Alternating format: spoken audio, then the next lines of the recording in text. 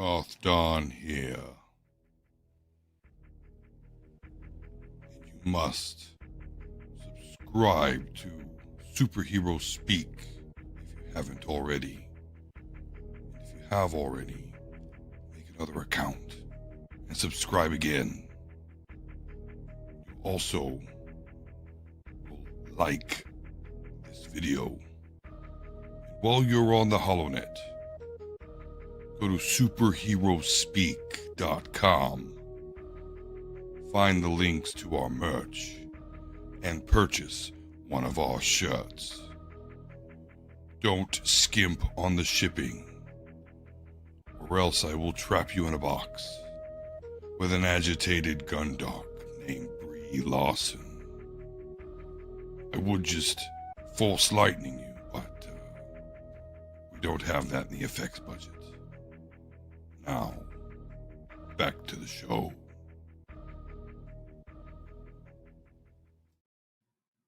Hey, everybody, and welcome to Superhero Speak. I'm your host, Dave, And I'm the other host, Don. and I got caught up with some stuff, and I didn't get the intro video created for tonight. I completely forgot to do it, so we'll just start with our Darth Don buddy telling us about all the great places you can find Superhero Speak. If this isn't enough for you, we've got more. Absolutely, yeah. And we're gonna talk. I dig it. We're gonna talk tonight about we got of course Marvel Zombies. We've got the Mandalorian Grogu trailer, and we got some brand new day news. And that's about it. But I figured that's more than enough to fill up an hour because we like to talk. But with all that being said, how are you, sir? Anything new and exciting in your world since Sunday? No, not at all. Work sucks. But here it is, hump day. So yeah, let's just be thankful we're on the downswing of the work week. Yes. Nothing new. Other than some news that we'll talk about. But how about you? How has your since Sunday been? Yeah. Uneventful as well. It's been a quiet couple days because it's funny. I had been really busy at work, and then the last few days, like I got my work done. We do everything in 2-week iterations, so I had gotten everything done before, and then this starts the new iteration today, and I got a lot on my plate again for the next 2 weeks, so we'll see how this goes. Before we're going to New York, I'll be very busy, I think. Yeah. So yeah, and okay, all right, we were going to avoid politics a little bit tonight, but I Can't do it, huh? this is I'm just like, I just want to get this out of the way. I weep. I greatly weep for the future of this country. And I know a lot of people have said that many times over the years. Yeah. But for those who are living on a rock, aren't aware, a study came out from Harvard, which was also backed up by science, stuff from Johns Hopkins, that basically said taking a Tylenol, Acetaminophen. Yeah. acetaminophen, thank you, during pregnancy can increase the chance of having neurological issues with the child, and those things are autism and ADHD. And oh, look who it is, Kassan.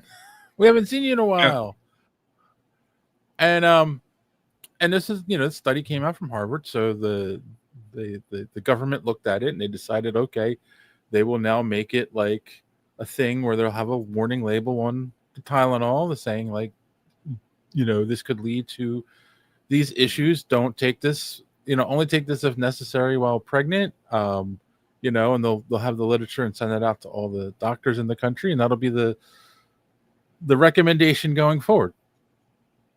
But because the message came from Orange Man Bad, our current president, there are people who are going crazy and making this a political thing. No, this is just a statement of like, hey, be careful. We want to keep your baby safe, your unborn child safe. Yeah. So don't take this. That's all. That's all the statement was. But Yeah.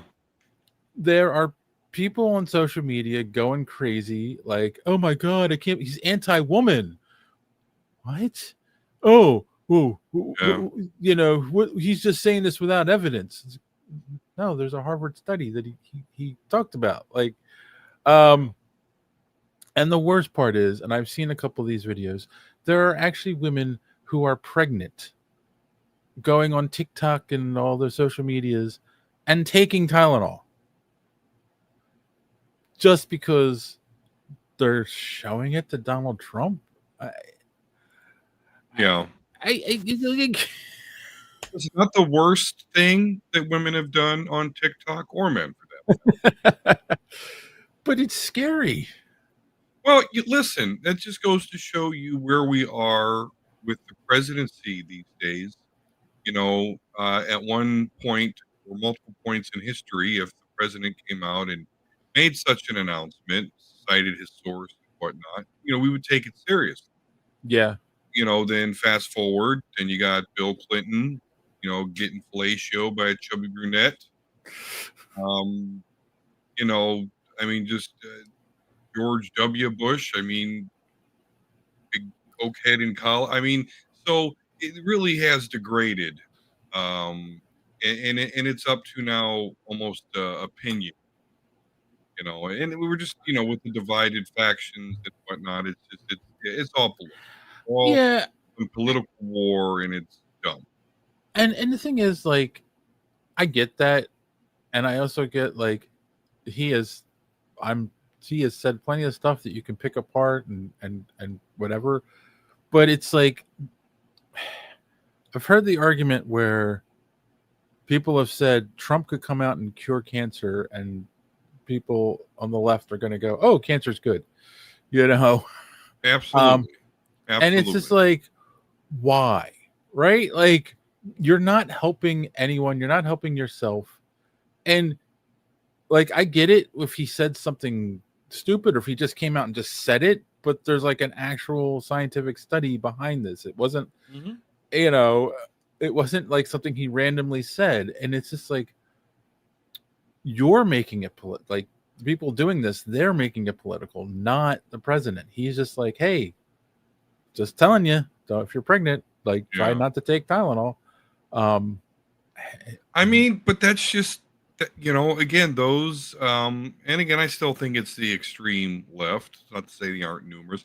The internet really is the haven for those on the right and the left. It just really amplifies their reach and really makes it seem bigger than they are. But either way, I don't know. It just again goes to show you the sad state of things that we're not even trusting each other. I'd also, so I had just posted the actual study. I found it on Harvard's website, and I posted it on my Facebook page, and a couple of people liked it, but no one commented on it or anything. And then someone had shared this, so I shared it. It's a tweet from 2017 from the official Tylenol X account that basically said, we don't recommend any pregnant woman to take our products. Right? Like, yeah. So like, it had anything to do with autism. It was just like, it's not a good idea to take this while you're pregnant. And somebody I knew from high school who was an extremely heavy drug user, by the way, but that's a whole nother story. Not saying anything about people who take drugs and clean themselves up, but put this like big long comment on my page, and basically, I don't remember, the gist of it was like, just because your leader told you to do something without evidence. And that was the thing that bugged me. It's like, you're saying without evidence. Like, I posted the study, it's just the post right before this. And like, my So daughter. what he provided was evidence that proves he didn't fucking read what you Exactly. Where I love my daughter, she came on like, because she went to Yeah. school. She went to school for um she was gonna psychology and psychiatrist. She was going to be a psychiatrist. She took, she did like her 4 years of she has a psychology degree, but like she doesn't have a master's or a doctorate, so she can't do anything in it because she decided to have kids instead. But anyway, but she like knows all this stuff. She is one of these that like will read scientific studies and research all this stuff. She's very careful about what she puts in her body, especially when she was pregnant. And God bless her, she put this big long comment like saying all this stuff, and I'm just like, I just replied and I'm like, I thought you could read, and I just posted the article again, the study, because it was like, like just read it, don't. So yeah, and it's funny too because like something else like I find amusing about this is people don't realize that when they test medications, they don't allow pregnant women in studies. And in fact, until I want to say the late 80s, early 90s, they didn't even allow women in studies because they might be pregnant, or at least women under a certain age, because if they don't want to take the risk of them being pregnant and affecting the baby. Like, this was a big thing forever. In fact, I mean, if you look into the history of it, they never could get the dosage of I think Novocaine right for women, because pain tolerances are different for men and women, because they never studied it on women.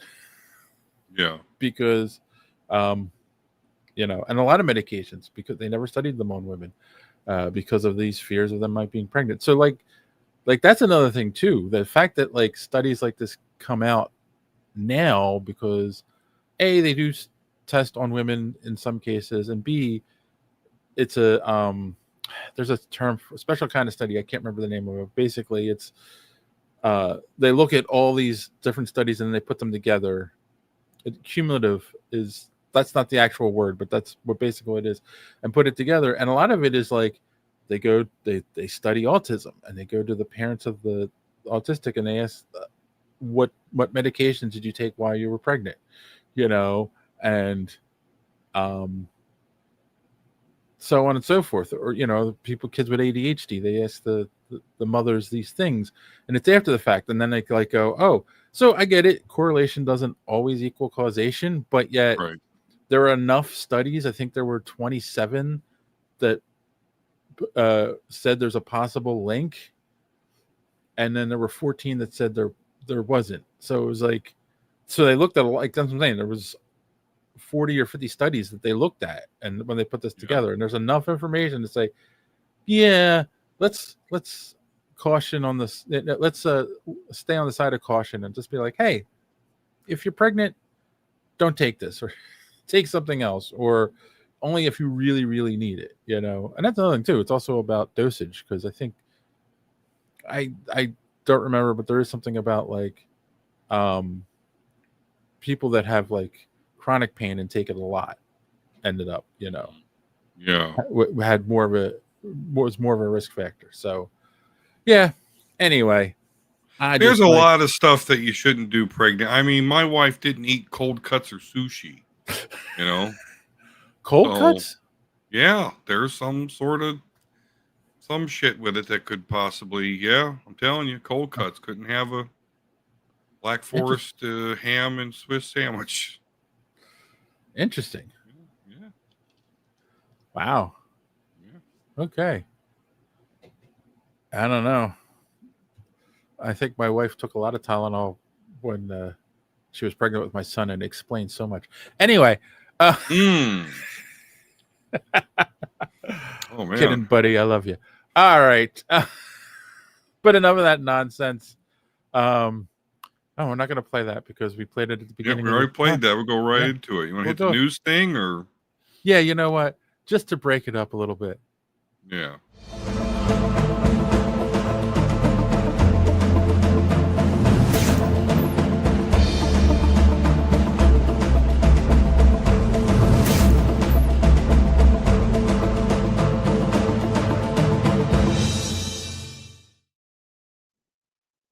All right. The first thing to bring up, because we did talk about it last time we got together. Last time we got together, there was rumors or news that they had delayed the trailer for The Mandalorian and Grogu because of what happened with Jimmy Kimmel and all that fun stuff. The day after we discussed it? Yes, the day after we discussed it, they dropped the trailer, and I believe we both watched it. I'm not going to play it. It's because a lot of times we get copyright struck when we do that kind of stuff. And, yeah. But I think we both might have the same opinion. But what did you think of the trailer? I mean, it got me excited. I definitely have questions. Yeah. But, I loved hearing that theme. Was happy for that. I mean, I don't know how much you want me to get into it, though. But I mean, I liked it. It got me excited. Yeah, it got me excited. And I'm the same way. And I think they kind of did this with the Force Awakens trailer, too.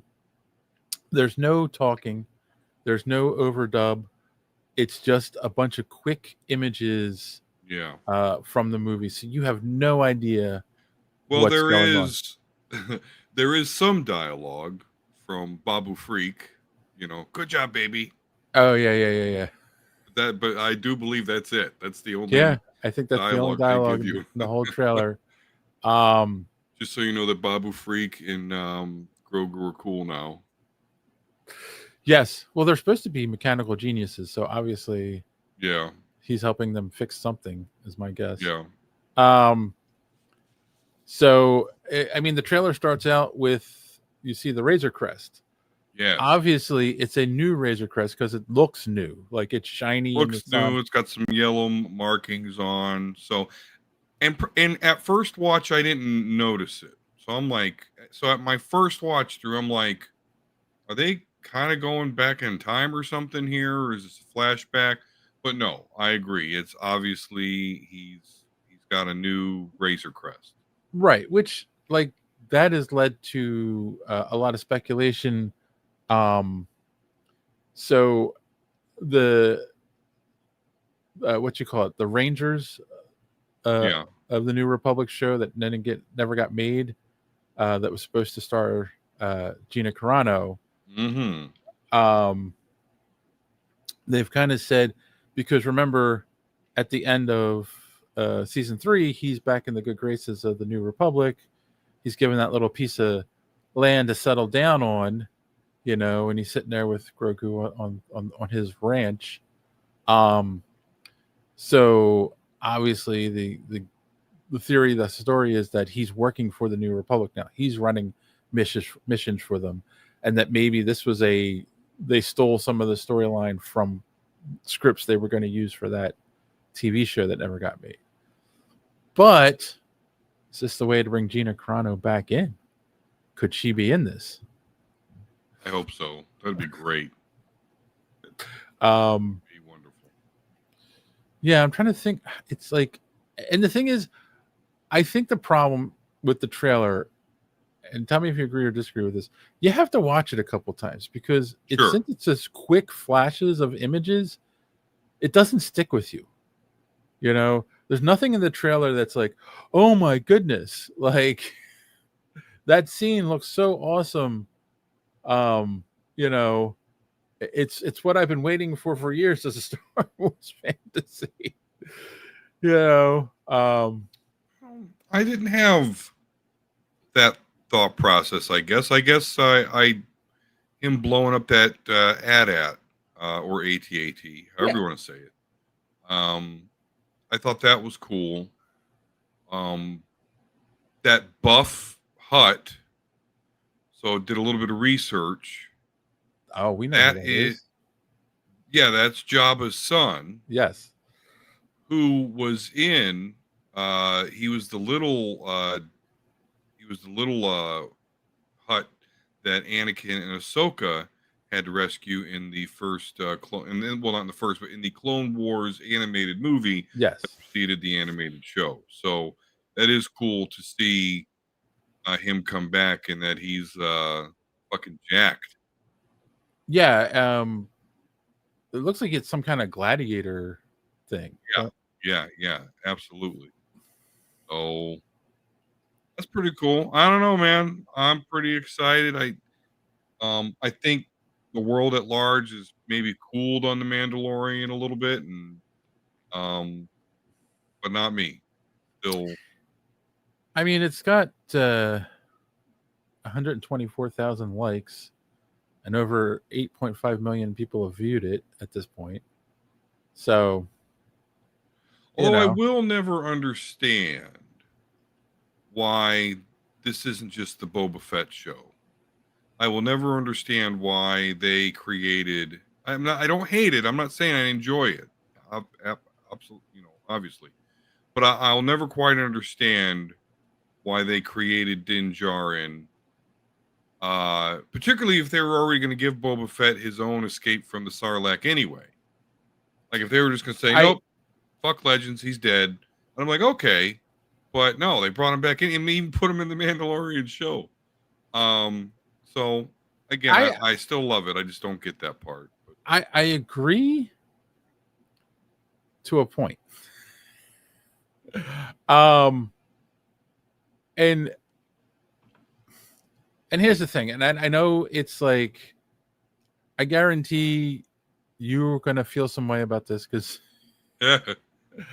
but is Boba Fett truly a Mandalorian? Because he's a clone of Jango Fett. He's not technically, he was a clone, right? And like, would he gets out of the, he's a true bounty hunter, and when he gets out of the Sarlacc pit, and we run, he doesn't seem to have any desire to like be part of the Mandalorian culture or any of that, right? Like, he's doing his own thing, and any Book of Boba Fett, but he takes over the Hut, the Jabba the Hutt empire on Tatooine, right? Like, he doesn't seem to be like, he doesn't care about that side of him, right? So so I don't know. I mean, what do you think? Like, would it have been as interesting if it was just Boba Fett running around doing this stuff, but like there's nothing he's fighting for, no reason that he's doing it, where I can't think of his name. The Mandalorian.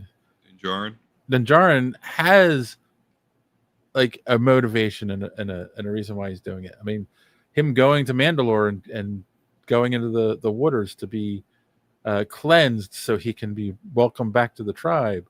Like, I don't see Boba Fett doing that. Right. No, I mean, there are different sects of Mandalorians. You've got the Mandalorians like Din Djarin and the Armorer, and the Vizsla guy that died. Like, you're not going to remove your helmet, sort of shit.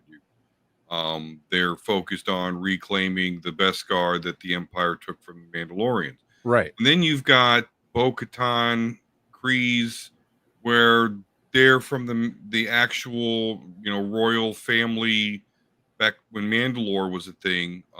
They're not such, religious zealots. They'll remove their helmets and shit. They're just trying to restore like the actual Mandalorians of Mandalore. Right.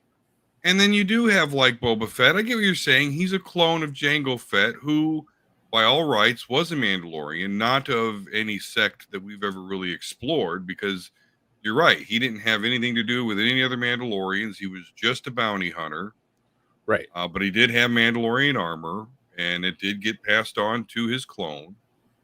And I think that, I will definitely argue, because Boba Fett did kind of live the way he lived, that he was Mandalorian. I mean, being a bounty hunter, doing shit like that is certainly Mandalorian, even Old Republic Mandalorian, even. So there's so many different divisions of Mandalorians that I'm going to say yes. And I think it has more to do with the armor than anything, to be quite honest with you. Like, you never have someone say, oh, I'm a Mandalorian, but they're not wearing some sort of, Mandalorian armor. So, I mean, I get it. I because that show does explore a lot of those other Mandalorian elements, and that's cool. I just, I still just don't know why you wouldn't have that be Boba Fett, though. But it works, though. I'm not saying it doesn't work. I mean, I was never a huge Boba Fett fan, so Yeah. and I liked the Book of Boba Fett. But whatever. Yeah. Din Djarin never got knocked into a Sarlacc pit, so like, I mean, Boba Fett was really not that, well highlighted in the original movies.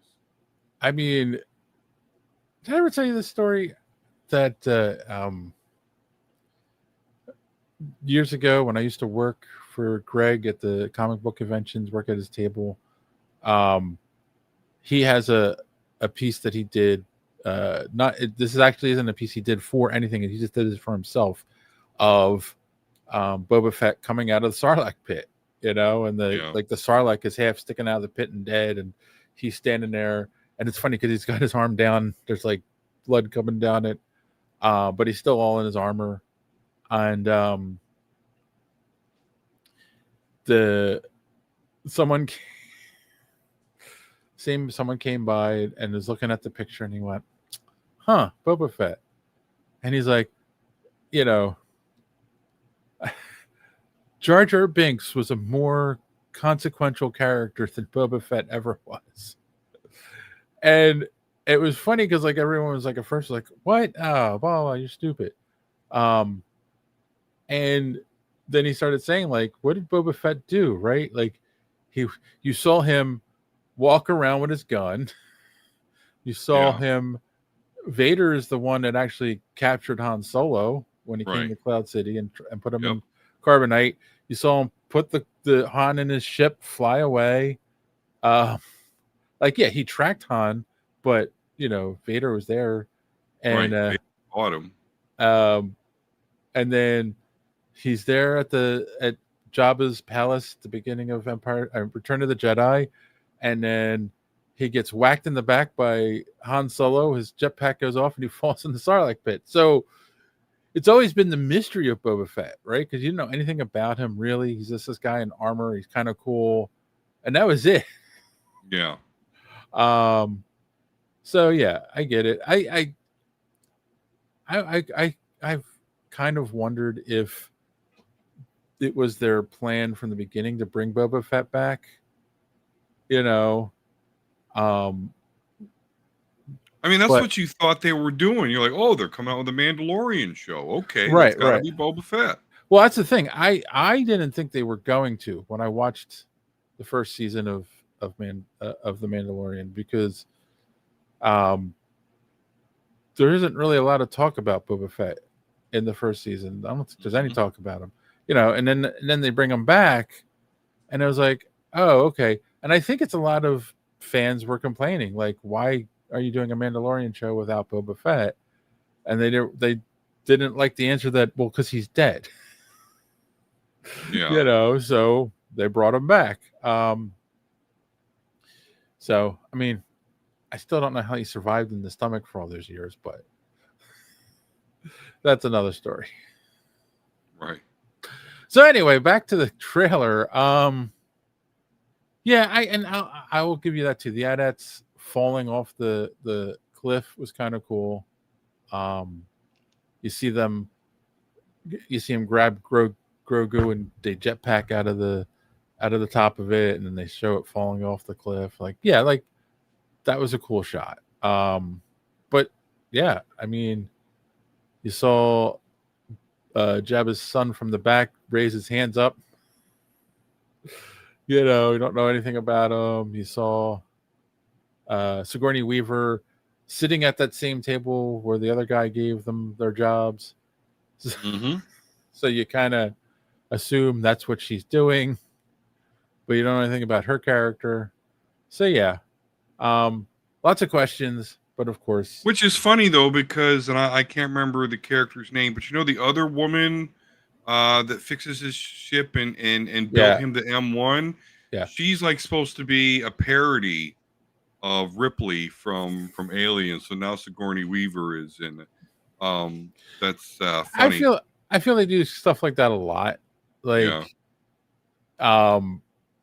someone was like, because they probably, yeah, they wrote the character specifically as a parody, and then when they were putting the movie together, someone's like, "Ooh, maybe we could get Sigourney Weaver to do a character."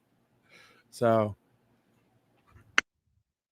but yeah. What's most exciting, or at least I because I've heard this trailer's getting a little bit of a hate, but guys, this is in the era that you guys want. You want pre-sequel trilogy, and this is it. So let's go. I don't know why it's getting hate. Like, because that's, I don't know, man. Because it's the stupid internet. I know. Like, I thought everyone liked the Mandalorian, so And the other thing is, they had said that this movie is going to be the thing that ties Ahsoka and Mandalorian, Book of Boba Fett, and something else. Can't remember all together. So, like, that's cool too. Oh yeah, Rebels. They're gonna like actually have the Rebels reunite in this. Or at least that's the rumor. That will be cool. That'd be awesome. So like, yeah, I don't understand. Like, I know it's the internet.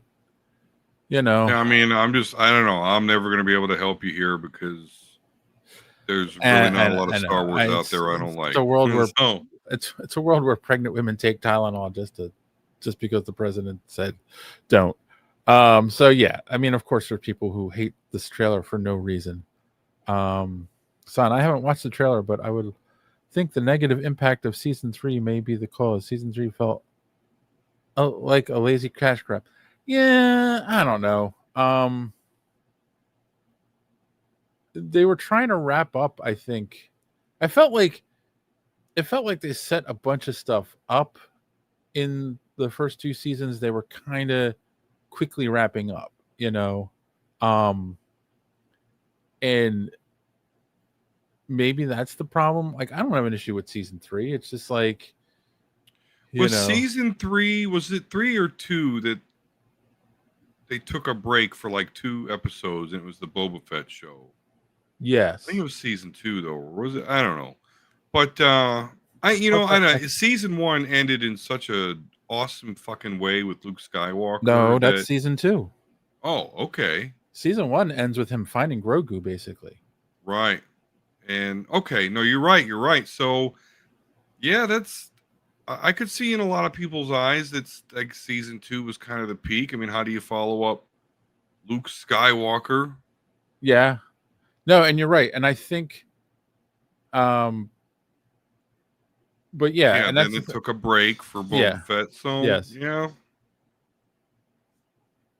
I love all that shit, by the way, but whatever. I understand. Hassan says, I don't think it's controversial to say season 3 was a drag with little character development and wasteful time spent on long shots of scenes. Okay. I thought Jack Black was season 3. Yeah, like that was a weird. The program, with Lizzo. Yeah. Yes. Honestly, so I think there was character development though.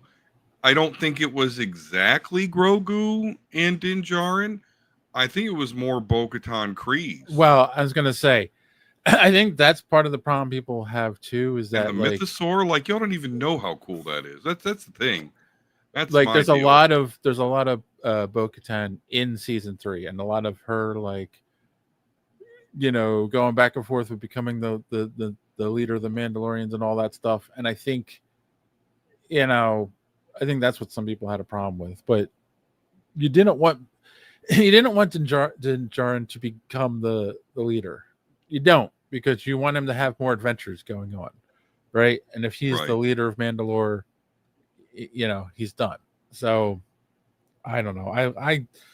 I think was it the best story to wrap it up? Maybe not, but it was predictable, in a lot of ways. I that's how I thought it was going to end, and it did. So we shall see.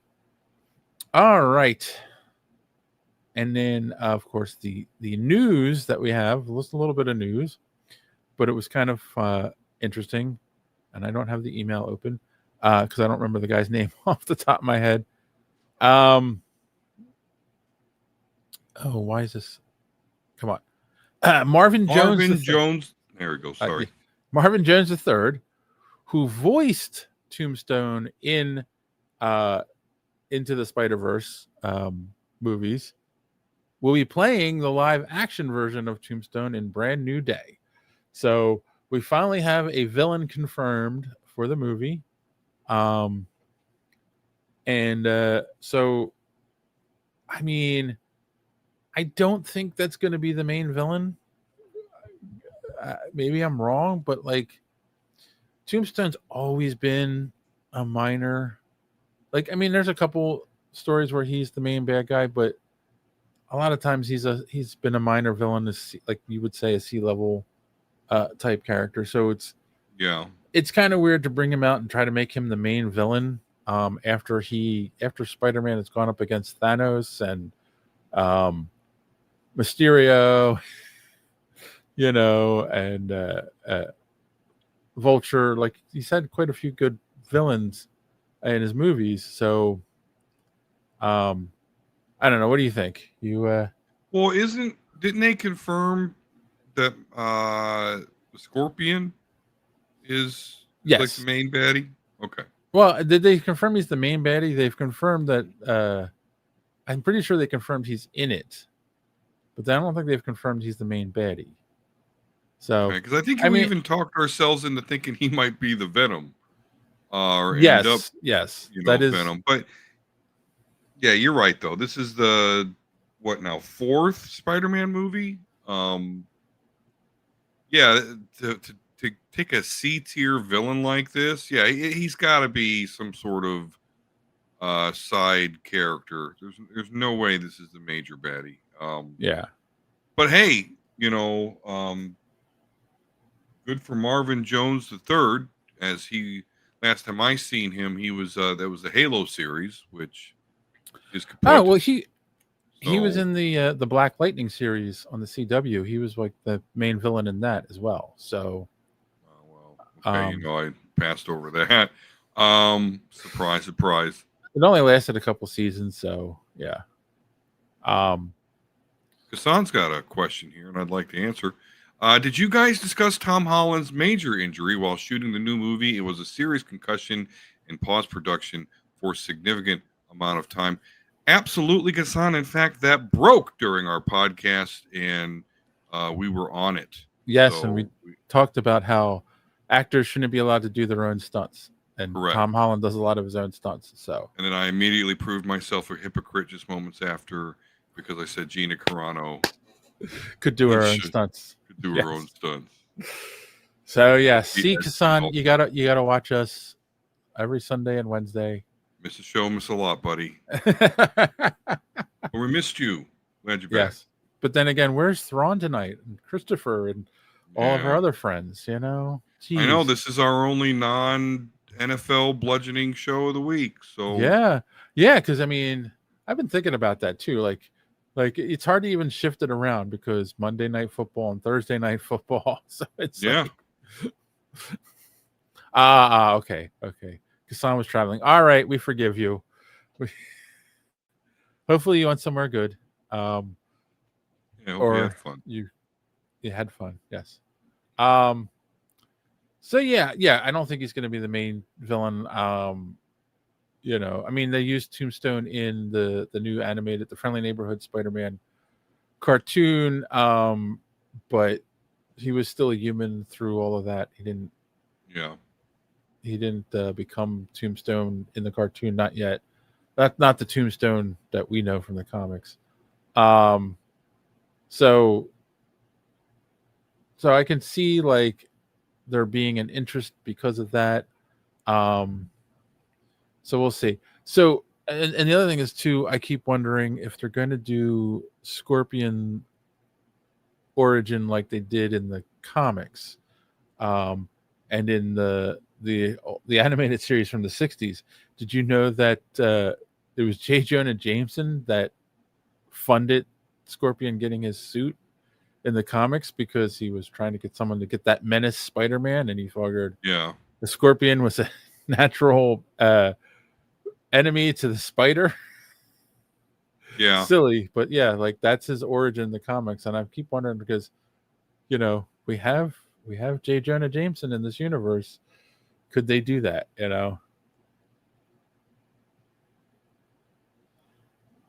Yes. Kasan asked if I saw the $1,700 Joker dollar I posted in Discord. Yes, and I don't know what makes it worth $1,700. It's a Heath Ledger Joker from obviously The Dark Knight, and it looks just like any other one that, like, say, Sideshow Collectibles does. It looks good, but $1,700 for an action figure, and I collect figures. No. Yeah, for $1,700, it better like have some of his ashes inside of it or some shit. Like that is crazy. $1,700. Yes. So that's another thing I've been debating lately. We're going to do something with the Discord because like the conversation has kind of died in there. You and I don't go in there as often as we should. I mean, I think if we were in there, more people would come in and talk to us. So also, we didn't create that server. One of our former co-hosts created it and let us use it. So might look into creating our own server that we know that we have full control over. We shall see. I've been debating. Yeah, I know, because I've been debating because I don't know if we'd want to do this on the YouTube channel, but I've even been considering like turning the camera on while me and my buddies are playing Star Wars tabletop or something. Just dumb shit. Yeah, you could do that in the Discord and bore people for hours. That would be wonderful. I mean, excite them with Star Wars tabletop. Do you guys play over the internet, or do you do it in person? No, I'm old school, man. It's in person. Yep, my physical battle maps. Yep, figurines. Yeah, I mean, you won't be able to see none of that, I don't think, because I don't have, I got one camera here. But yeah, I definitely would like to eventually get some sort of set where even if playing Magic over here or something, I don't know. Just give some place people to hang out. Oh, I would love if you could set it up where you had two cameras, one and playing someone and playing Magic, one behind you and one behind your opponent. Yeah. And then so people could see what your cards are. Obviously, you wouldn't be allowed to look at the chat because, people might tell you what's going on. So. All right. Okay. Well, that's the news that we have. See, I knew it because we're already at 45 minutes and we haven't even gotten to this television show yet. TTRPGs can be the best source of comedy. My last session had me crying for laughter. Okay. Tabletop. I'm like, TT. Yeah, tabletop role-playing games. Yep. Yes. All right. So today dropped the long-awaited Marvel Zombies on Disney Plus. It's 4 episodes. They're about a half hour each, so it's a 2-hour runtime. It's a movie. All right. Since it's on what you call it, streaming. There is no like box office to look at or anything like that.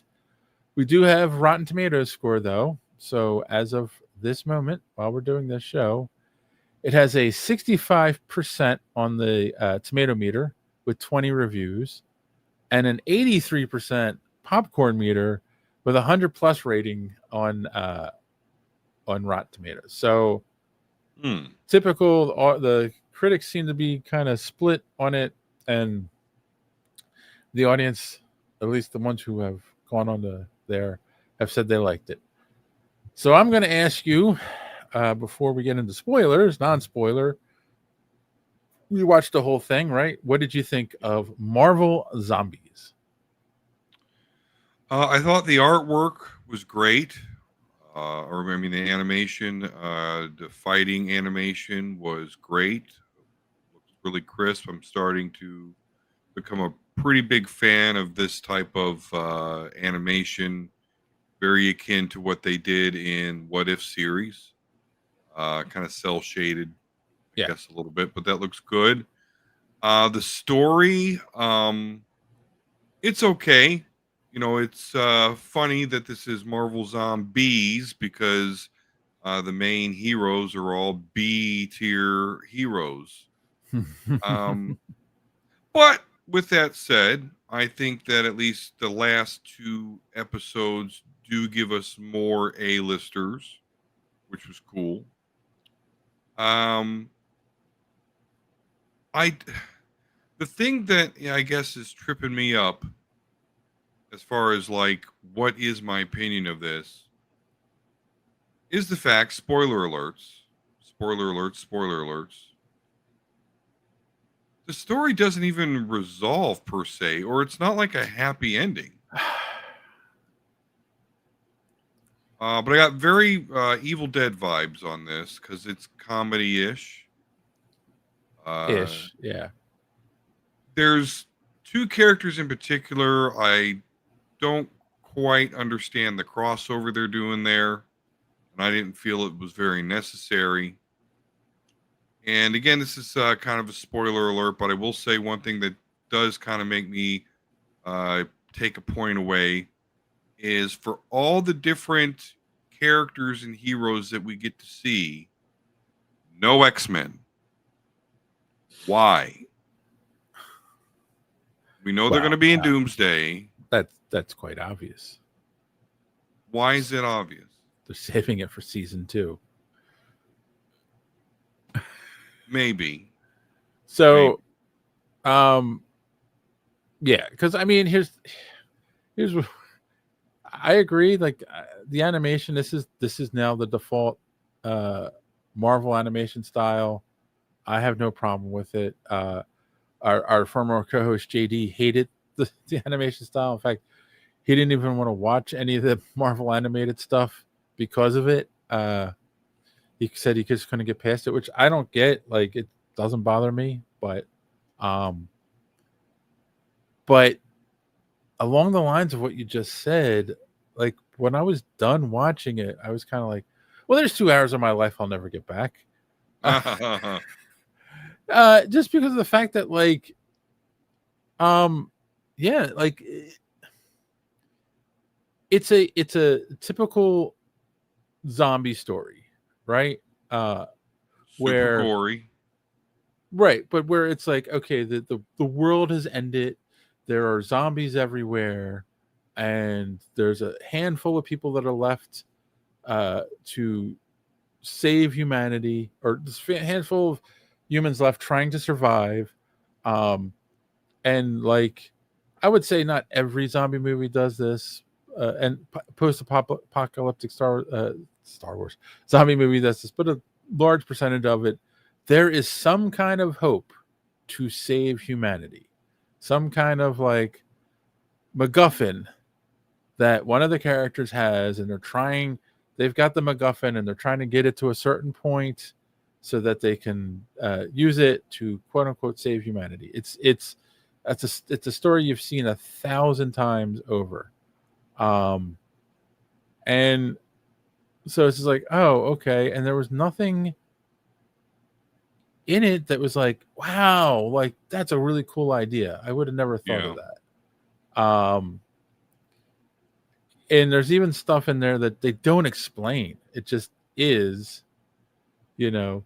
Um, and you're like, oh, okay, what's up with that? And then it doesn't really matter at the end of the show.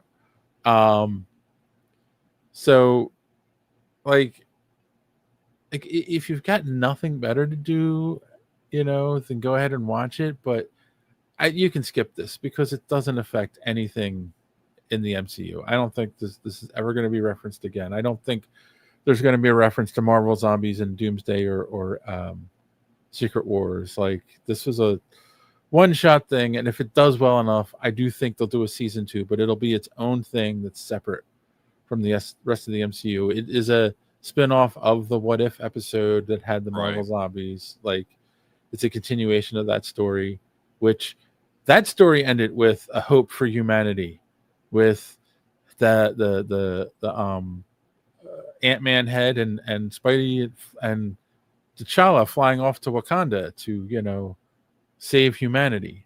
And they do explain what happened in this.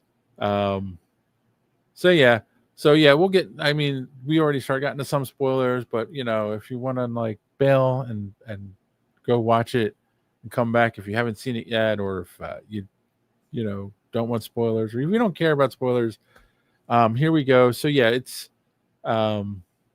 starts off with uh, Kamala Khan, Riri, and Kate Bishop, um, fighting a zombie horde, and the I don't remember I mean that's the funny thing. I don't remember a lot of the details, but like they're in a mansion at the end. Like they went out to get something to eat. Oh, that's right. They're being chased by the Hawkeye. Quinjet. The Quinjet crashes, Yeah. and they find a piece of technology on the ship that they don't know what it Inside of is. Zombie Captain America. Was that Captain America? Yeah.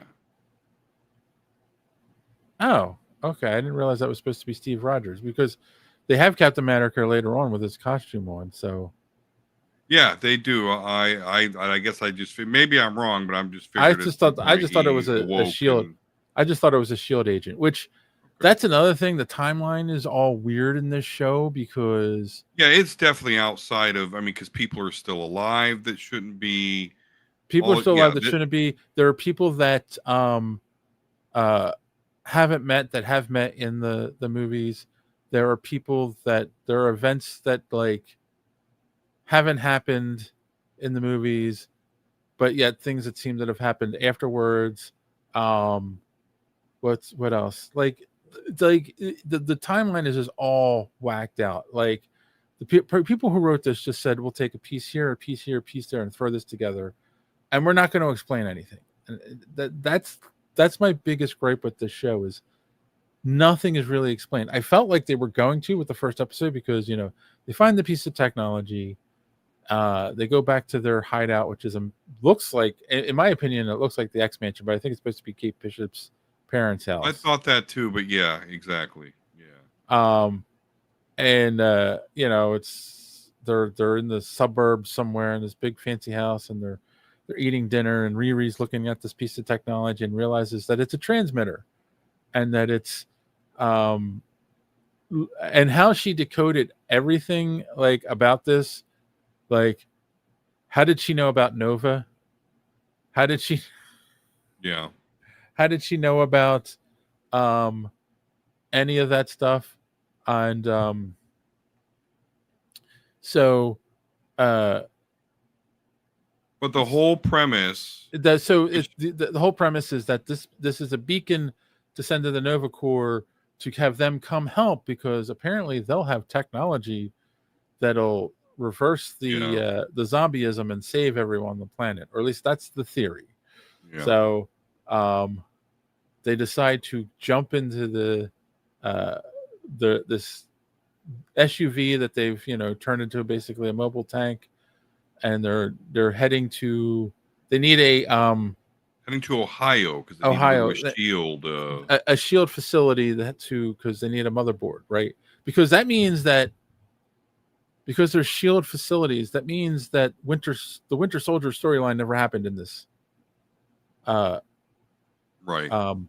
in this world where it was discovered that they were actually Hydra, you know, hiding among in Shield, right? And then they dissolved Shield, right? Because like after Captain America Winter Soldier, basically Shield was done. They stopped talking about them in the MCU, but yet no, now it's very heavily they need a Shield motherboard, which was just like what? Uh, like that's what I will say. That was one of the things that was bugging me. So, um, they they're uh they get attacked by a zombie horde, and in the middle of here's another thing that really bugs me about this show, because I'll get to it when we get to this point. But they're in going somewhere in Ohio, and they're in this big open area, and they get attacked by zombies. And the other thing that's going on is there's this robot, which I don't know who the robot was supposed to be. Like, yeah, I know. At first I was like, is that Adam Warlock? But yeah, it's yeah, they're saying clearly a damaged. Yeah. Android, and I don't. It wasn't Vision, so Yeah, it was you know who would it have been good to say he was? Bastion, from X-Men 97. There you Exactly go. who I kind of thought it was. Like Right. between that character and there was someone that I thought was actually Kitty Pryde, like the one zombie that was phasing around and using her ninja sword because Kitty Pryde is a ninja, trained ninja. But anywho, but yeah, So they're fighting Captain Marvel, this robot's fighting Captain Marvel and zombie Captain Marvel. Sorry, zombie Captain Marvel, which, like, okay, but we'll find out later that the events of Endgame never happened on this Earth. So Captain Marvel wouldn't have come back to Earth because she wouldn't have been summoned by Nick Fury. So why is zombie Captain Marvel on this Earth fighting this robot that we don't know who it is? And it's never explained. And it's just, and apparently it is mentioned later on that there are these two beings that can't kill each other. They're just fighting each other forever in this desert, unless someone else gets their attention for a second. And it's like, okay, but why? Like, it doesn't make any sense.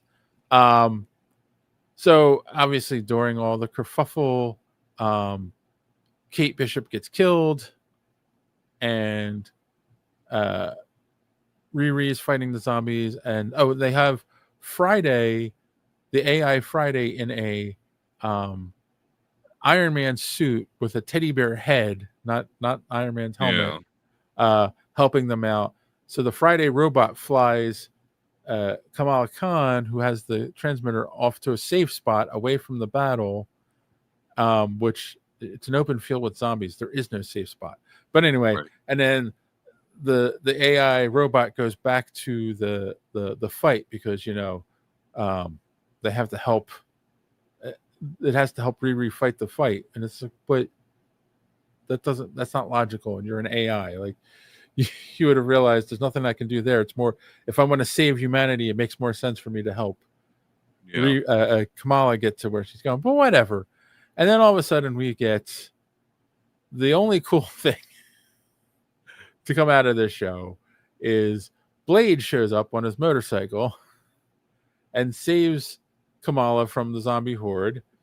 And it's Blade infused with Kashi, or he's the new Moon Knight. So that's basically episode 1. Mm-hmm. So what did you like? What were you thinking at this point?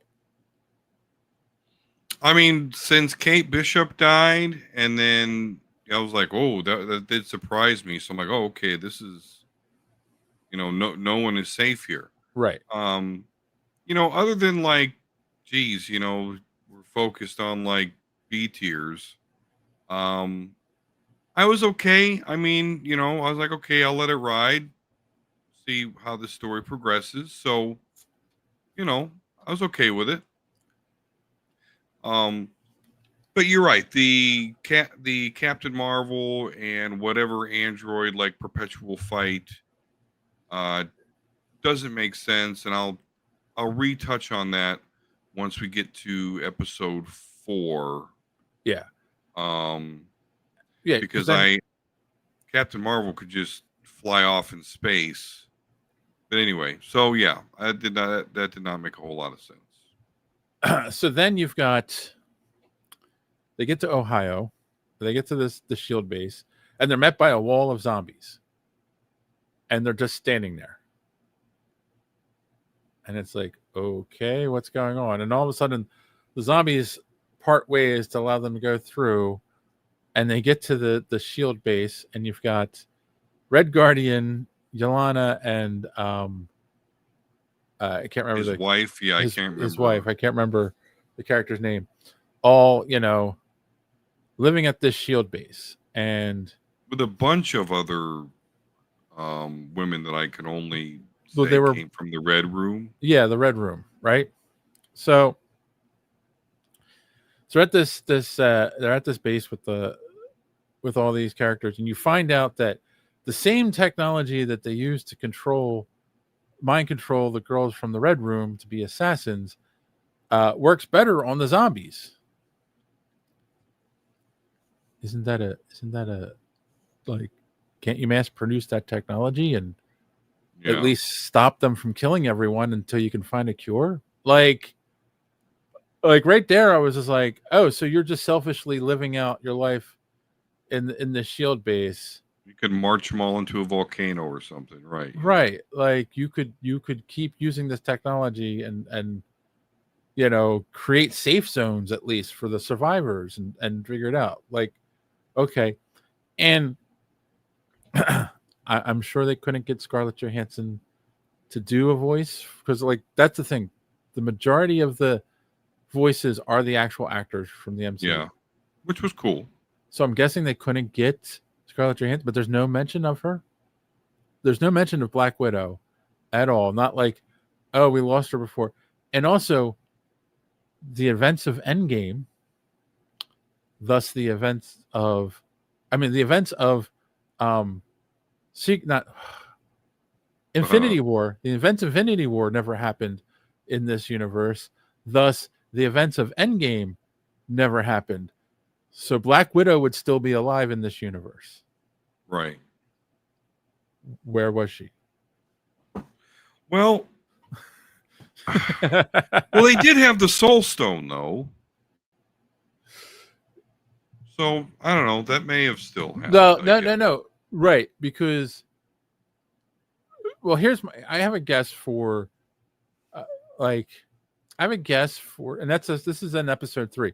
But I have a guess for the zombie apocalypse basically was happening while he was gathering the Infinity Stones, and he had the Soul Stone. Remember, he sacrificed Gamora to get the Soul Stone. Yeah. So the only one he needed was the Mind Stone, which is the one that the Spidey and Ant-Man had and T'Challa had at the end of that What If episode, and they were taking it back to Wakanda, and that's so that's like, boom, that was Endgame. I'm not Endgame. That was Infinity War. That was the end of Infinity War. So yeah, so again, she was still alive at the end of Infinity War. So, Kassan has a good answer. She's dead since her lawsuit, but yeah. But in all seriousness, there's this timeline doesn't add up at all to the MCU. I did not see. I saw the first season of What If. I didn't see the second season or how many are beyond that. So I did not realize that Spider-Man, Ant-Man's head in a jar, and Black Panther. I didn't realize that they for another series. So really, this should be called What If Marvel Zombies, then, because this is an extension of What If. Then yeah, it is. It's very much an extension of What If, And so the base they're at gets attacked, and you realize that, like, oh, you've got, now you see, I can't think of the character's name, but the head of the Dora Milaje. Yeah, I Dara, don't know Dara their name either. Milaje. Just other than She is commanding a horde of zombies, and they all have red eyes because they're being controlled by the Queen of the Dead, which is the dead Wanda, the zombie Wanda, which is also from What If. Like, that was all happened in the What If episode. Well, and so a couple points about that is, hey, remember that redemption arc that we keep talking about? Boy, that certainly doesn't look like it's happening, because even more shade is being thrown. But here's the Wanda weird thing. Maximoff. Here's the weird thing I want to point out. That was Elizabeth Olsen voicing her. It absolutely was. So I am not counting her out yet. But which lends credence to the fact that, didn't we learn in WandaVision that there is only one Scarlet Witch throughout all realities? She's a Nexus being, yeah. So that means this undead Wanda is the same Wanda that we already know. Essentially, I mean, it's the one, a Nexus being is a character that's the same in all realities. Whereas, like, the reason Peter Parker is different people, looks different, like that, they explain it away that way because he's not a Nexus being. But Wanda is always going to be Elizabeth Olsen no matter what reality because she's a Nexus being, But then again, like, they kind of spit on that anyway because in WandaVision, in Multiverse of Madness, the Wanda that she was almost going to get the boys from, I don't think had any powers. She was just a regular house mom, housewife. Okay. So that's another thing. Like, it's kind of in the MCU, the Nexus being things are kind of wishy-washy. In the comics, that character is consistent in all realities. So there's a big battle at the Shield base.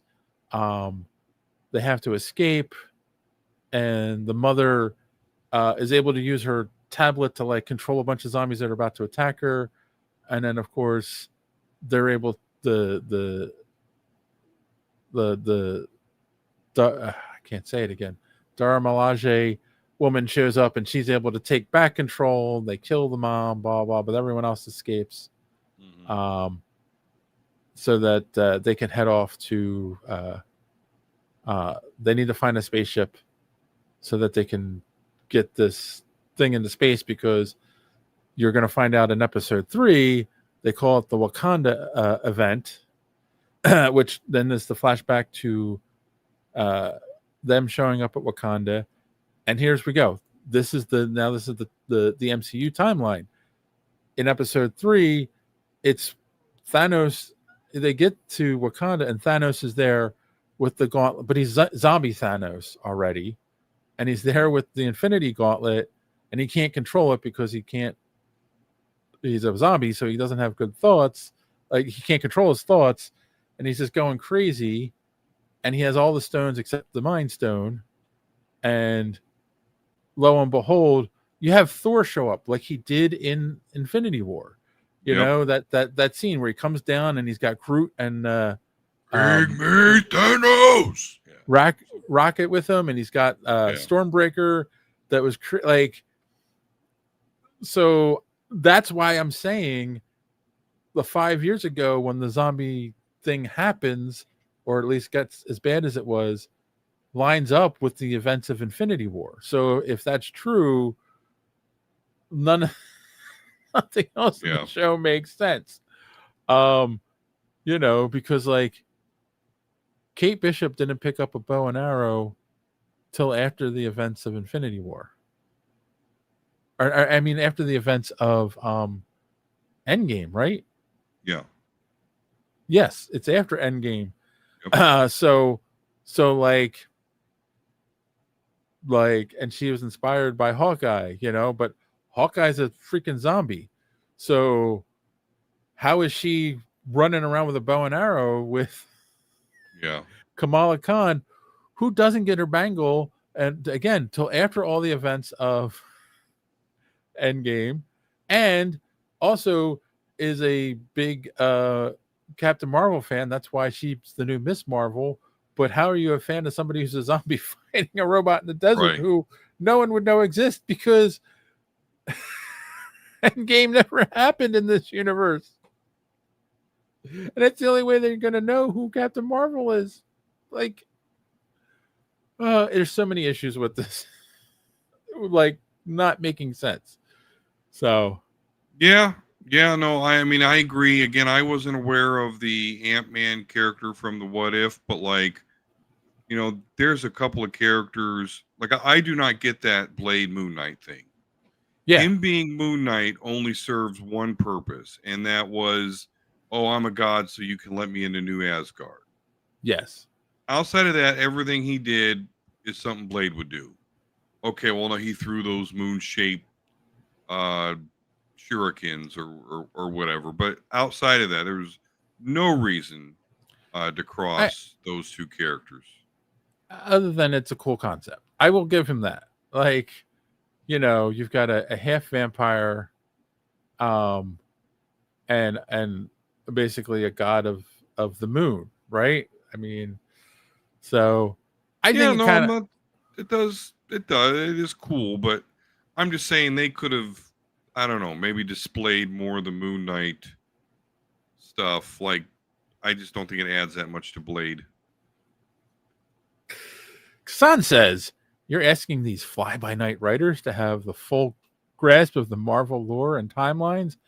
What is this? Some kind of giant corporation who has resources to put out a quality products? Um, Right. I'm gonna say that too. I saw um something on I think I actually saw this on TV, and they were talking about Marvel Zombies on some news thing, and they were talking to the writers, and they were just like, "Oh yeah, we loved it. We were given like total freedom to let loose and do whatever we wanted because it's a TVMA and blah blah blah." And it's like, okay, that tells me one of two things. Like Kassan just said, these guys didn't do any research. They just, they knew cool moments they wanted to like kind of recreate and put Yeah. in. And two, like Marvel really wasn't paying attention to them because it's like this is a story that doesn't matter. You guys can do what you want.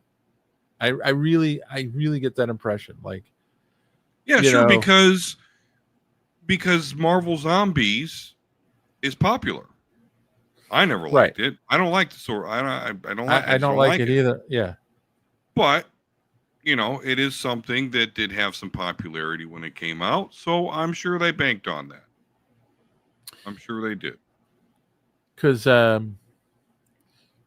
yeah, I mean, and that's true too. And then, I mean, so you get the flashback of um this is episode 3, right? You get the flashback of the 5 years ago, them entering Wakanda, and Hmm. um They fought Thanos. they fight Thanos. He uncovered molten vibranium, Mm-hmm. and Black Panther was able to fight him and push him into it, as well as Yes. himself. And As long apparently, that's how you defeat Thanos in the Infinity and Gauntlet full of gems. You throw him in molten vibranium. right, but he's got to be zombie Thanos. Regular Thanos would, be able to snap his Would fingers. Yes, Um, but because that happened, right? That threw up some shit in the atmosphere, and that's why yes. they can't get a signal out. Right. And it was also, the Infinity Stone. Now, the Infinity Stones as the energy that created the universe. So, like, the universe would have been vaporized if they had actually done that. But all right, we'll let that slide. But it did release the energy into the world, and made like everything worse. And then, what did they had to like get that energy somehow. So the Hulk becomes a siphon. Um, so okay, so Which what? Yeah, that was really like I actually get that concept, but seeing as how we've seen Endgame uh-huh, and we've seen how fucked up the Hulk got from uh-huh, using the Infinity Gauntlet, uh-huh. it's a bit of a stretch to say, oh no, he can contain its full power within himself, uh, Yeah. and and be And super jacked and powerful. then here's my question. If he had even a tenth of the power of all the Infinity Stones in him, he would be a god at that point. Yeah, And he would have the power of the Reality Stone, and he could reshape yeah. the world how he wants. But no, he's just going to stand there and suck the power up. I mean, it was just like, what? Ooh, Kassan, I like Oh, this. Old Man Logan against zombies would be cool. Yes, it was. Your follow up. Speaking of which, can Logan become a zombie or would he heal from a bite? That is an interesting question. Now, I have seen where Logan has become a zombie, or not zombie, a vampire. Let himself get bitten by a vampire. He became a vampire. But what was cool is the X-Men planned that so that they would bring him into their society, but and then the rest of the X-Men attacked him, and then when the X-Men attacked, that's when Logan reveals, "Oh, by the way, my healing factor, my vampirism's gone now," and then he just starts going to town on the vampires. So, if his healing factor can get rid of vampirism, I have to assume it can also get rid of zombieism. yeah. Yeah, I would assume so. I don't know. Um, I don't know because, like, I believe the other famous character with healing powers, Deadpool. I believe isn't that what Deadpool versus the Marvel Universe is about? Aren't they? It's him killing all the zombies because he can't become a zombie because of his You know, healing I never factor. paid attention to that, but that I'm pretty would sure make that's sense. I'm pretty sure that's what that storyline is. So, um, Well, there you go. so Logan, the vampire zombie werewolf hunter, would be an awesome story. Yes. Hey, do a Wouldn't buddy be very long. do a buddy cop hunter story with him and Deadpool, and that would be a cool movie. Wolverine. Oh wait, we got that. All right.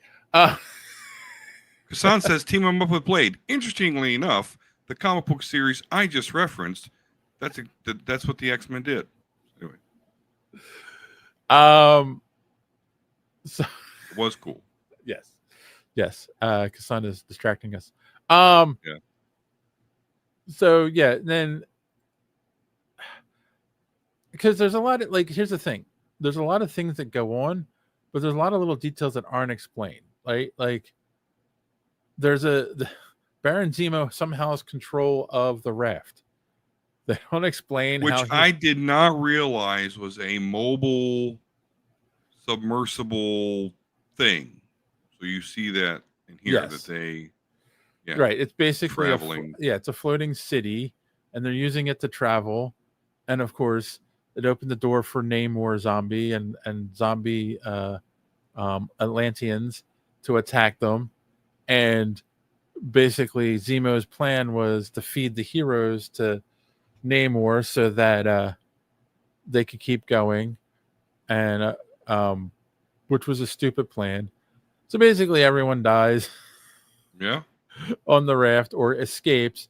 They end up in an escape pod. That's when Elena. That's another thing. People keep dropping all the way along Yeah. in this show. I didn't even get to Shang-Chi and Well, uh, yeah, that and is, I mean, Aquafina. yeah, I mean, they're actually like two of the main characters of this Yeah. series.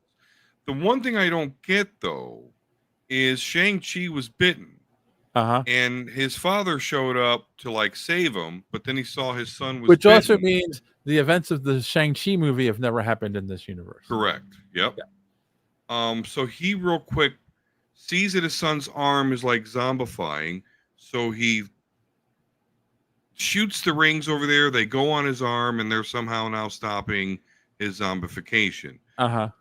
So that's a stretch in of its own. But then, yeah, later in the series, he's still using them. So if they are, and he's also given some to what was her? I don't. It's the funny friend from the movie. But she is Played by like Aquafina, voiced by Aquafina. okay. Um, she's like the second, main character of this whole thing. But now she has some of his rings that she can somehow use. Okay, but how? I don't know. I don't know how he's able to use the rings and they stop his zombification. I don't know. Yeah, that there's a lot of stretches. It's the simple answer is it's magic. Right. Well, there you go. I mean, that's why I ultimately have to go with it. But Katie. yeah, Katie's the character Katie. name. Okay. I was really confused though. I have to say that by one of the characters in the show. I don't know why you would have John. So just how do you say his last name? This guy from The Office. Oh, Krasinski, John Krasinski. John Krasinski show up and not play Reed Richards. I mean, I don't know why he was playing Woo. It was such a weird Jimmy Woo. Like that was so weird. If you don't understand that joke, go watch The Office. Anyway, right. Yeah. I mean, because you had those Jimmy Woo, Shang-Chi, and Katie from obviously Shang-Chi and Ant-Man, and they are main characters. In fact, right? They make it almost to the end. Well, Shang-Chi and Katie make it to the end battle. I don't remember how Jimmy dies or when he dies. No, they're all they're trying to stop Scarlet Witch from touching Hulk, because if she touches Hulk, she's going to get all the power. And so there's this big battle, and yeah, they all just end up in one way, shape, or form, all getting fucked up. To the point, I guess we may be going a little bit of ahead here, but that's okay because we're an hour and 22 minutes. To the point that Kamala basically agrees to help Scarlet Witch, and then that's when we get our end. Right, because that's another thing. Okay, so and at the end of in episode 3, they get into space because they have the ship at New Asgard, which is the I think it's more episode 4, but I could be wrong. But yeah, they take that capsule to New Asgard, and because Moon Knight is Khonshu's avatar, whatever, because they're like, only gods can come in a new avatar. It's like, oh, I'm a god. Oh, Khonshu, how you doing? All right, you can come in. But then turns out all the Asgardians are eating zombie parts, so they all turn zombies. So does Red Guardian. Yeah, which for somehow they're like, oh, come along. Even after that, even after he's like, oh, I've eaten a lot of fingers. So they hop into this Asgardian ship along with Valkyrie, and yeah, they get up to space. They do the little doohickey, and they're like, oh man, it's gonna take a while for the Nova Corps to get here. 3 seconds later, hey, Nova Corps is here. Turns out Nova Corps knows all about what's going on, and their plan is containment. So they're like, hey, get the fuck back on the planet or we're going to kill you. Right. So yeah, that's interesting. I am having a difficult time remembering how exactly. I remember now. They blow the ship up, but Kamala is able to encase everyone in her little crystals, and they fall back down to Earth. And yes. Yeah. And then they're saved by the people that are left at Carmitage. Carmitage, yeah. And then that, which, like, okay, so they find out Nova Corps is just doing containment, which I think is dumb too. Like, just go and kill all the just if you've got a fleet of ships, just fly down and kill as many zombies as you can and eradicate the problem. But that doesn't make sense. And then there's a handful of heroes, and they're gonna go, and that was Wanda's plan all along. Was she needed a powerful army. That's why she wanted the Asgardians, so she could go fight the Hulk and take his power, because the Hulk is extremely powerful, but not, you know, still has, still not powerful enough, apparently. Uh, Apparently, yeah, that part I didn't get. and basically, yeah, there's this big, long, crazy battle, and yeah, don't let her touch the Hulk, because then she'll get the power of the Infinity Stones in her, and she's, Kamala was like wanted to give up because her plan didn't work, and there's this handful of heroes, and they're going to now stop this zombie army, and it's like, what? What do you think you're going to do against an army of undead Asgardians? Like, but they're able to Some hold of them them off. 50 stories tall. Yes, they're able to hold them off for a little while, and then one she touches they all start dropping. Wanda is able to touch Hulk, but yet she needs Kamala's help. She needs her power too to make this work, which isn't explained. And then there's a big explosion of energy, because Kamala's finally like, everyone's dead, maybe this is the way to do this. There's a big explosion of energy, and then Kamala wakes up in bed, and the world's back to normal. And I was just like, what? Like, right, like I was thinking, like, oh, maybe they are trying to redeem Wanda here. Right. That's what I was thinking. Are they trying to redeem Wanda? And if they're trying to redeem Wanda, why didn't she just fully explain this from the beginning? Like, why didn't she just show up by herself to the heroes and say, here, I've found that if I can bring myself back to normal, so I can, save the world. So then she goes out and gets boba with Riri and Kate Bishop, which again doesn't make sense because they would have never met, because the events of Endgame never happened. But whatever. So they're having boba, and then all of a sudden Kamala starts getting flashes of the zombie world again. And Riri Williams, right? I think that's who it is, telling her, it's not real. Yeah, don't believe I was able to hack magic. Yeah. Like, that doesn't even make any sense. And then of course it flashes to an image of zombie Wanda, and then it says, end credits. And it's like, which is your typical horror movie type ending, like, oh, you think everything's okay, and oh no, or secretly there's something else going on.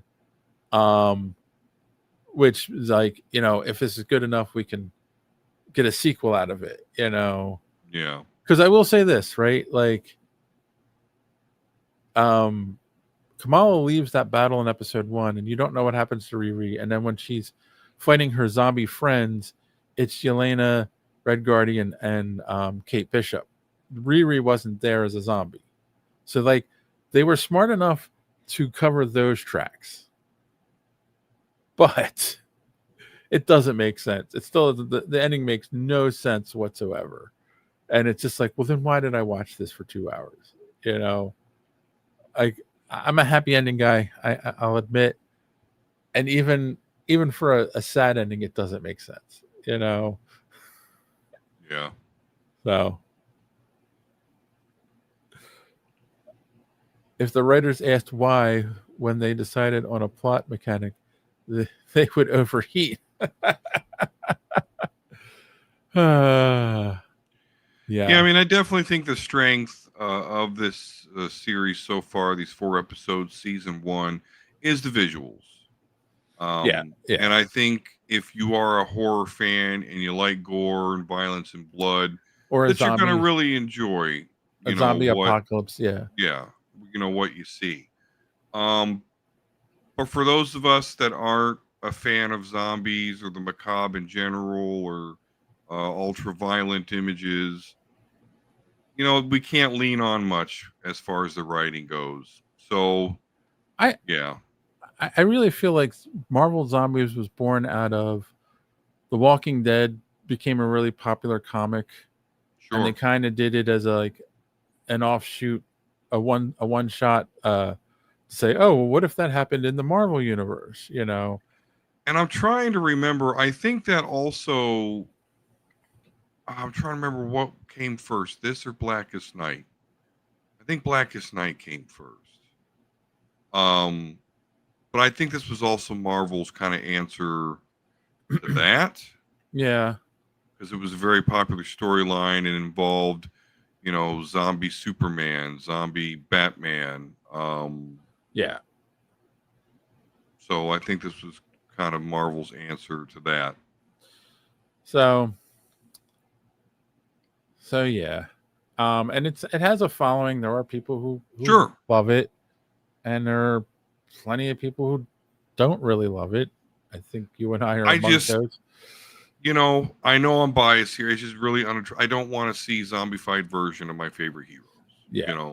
So, well, all that being said, let's with this, let's do the full thing since we're this deep in. What did you give us? Me your score, 1 out of 10, and any final thoughts you have?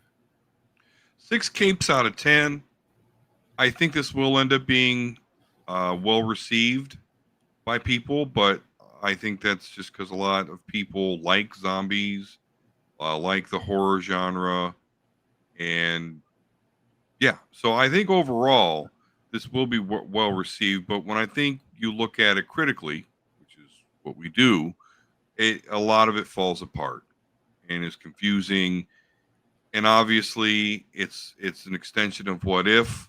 So Mm-hmm. thankfully, it's easy to compartmentalize and kind of forget. So I'm going 6 capes out of 10. All right, I will echo 6 out of 10. Um, I think if you're a fan of the zombie genre, if you're a fan of Marvel zombies, and you want to shut your brain off for 2 hours, then you'll probably enjoy it. If you're a guy who wants to see the good guys win and like happy endings and don't want to see zombified versions of their favorite heroes and watch them die bloodily and needlessly, then you're probably not going to like it. So yeah, I think watch at your own risk. So yeah, that's our take. Maybe we got it right. Maybe we got it wrong. Let us know in those comments down below, and tell us what we should review next. This is us just trying to work off the algorithm. But on that note, let's ask that question that we do every podcast. What did we learn on the show tonight? Tell me, Don, what did you learn? Do you have recommendations or both? What I learned is that sometimes Dave doesn't always have an intro ready. And we made it work, and it's good to go. Recommendations. I really don't have any. Go watch the Mandalorian trailer if you haven't. Lots of fun there. And that's it. All I got. All right. I learned that I cannot lay down after dinner when I don't have everything ready for the show, watch an hour of Marvel Zombies, and kind of like drift. I didn't fall asleep, but I kind of drifted off in like my own little world for a while. Yeah. I actually worked on a painting for a little bit. And then I was like, oh crap, I gotta get ready for the show. And I ran around and got everything set up. And then it was like, I hit it's like, oh, it's time to go live. And I'm like, crap, I didn't create an intro for tonight. It's something that takes me all of like 2 minutes to do. But I mean, especially when I had created the artwork. Yeah. Recommendations, I got nothing other than check the Mandalorian and Grogu trailer if you haven't. And that's it. I don't know what we're gonna talk about on Sunday. I'm sure the internet gods will give us something Otherwise, we'll delve into politics again, and everyone loves that. Before we go, real quick, Hassan has a question here, and I want to Okay. make sure and answer him since he is a faithful. Don, do you ever write tabletop RPG sessions using the classic Marvel X-Men storylines? I am a DM that likes to kind of shape my story around the characters that were made for the campaign. So I kind of start off with a blank generic slate, first couple adventures or whatever. Try to get a feel for what the players want to do with their character. Like with Star Wars, you know, do I got a bunch of people that want to be Jedi, or do I got a bunch of people that want to be Sith, or do I got a bunch of people that want to be scum and villainy bounty hunters? And then I go from there. So unfortunately, the answer to your question is no. But, you know, I do take inspiration from a lot of stuff when it comes to sitting down thinking, okay, where should the next session go? All right. Well, there you go. On that, Now that you know that, now that you're armed with that useful nugget. On that note, boys and girls, as always, thanks for watching. Don't get caught in the door. See you next time. If you haven't done so yet, subscribe. It really keeps this podcast alive. Smash the like button if you please. It gives us what we need. Maybe leave a comment or two. It's a really nice thing to do. And what are you waiting for? Visit our merch